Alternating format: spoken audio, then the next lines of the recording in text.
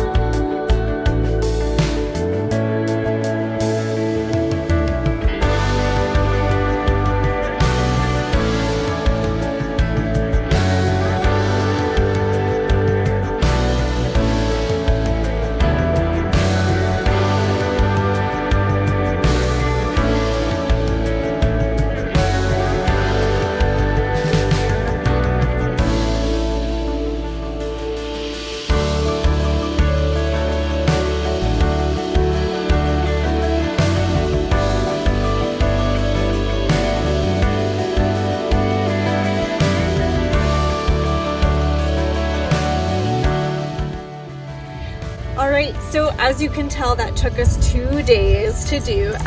We do have quite a few flower beds in our front yard, and we do still have some just like easy weeding to do, which is not a big deal. We can do that when we are planting and when we're mulching. You probably saw that we did run out of plant tone fertilizer, and we switched to rose tone and then ran out of the small bag and then went to a big bag.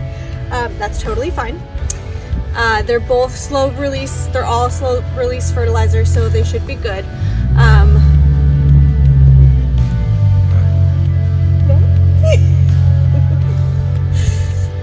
And we're all ready and set to start planting, and we're so excited. So if you liked this video and you got to see kind of what the before and after of flower beds can look like, you can give us a comment and a like and subscribe to our channel, and I hope you have a great time gardening.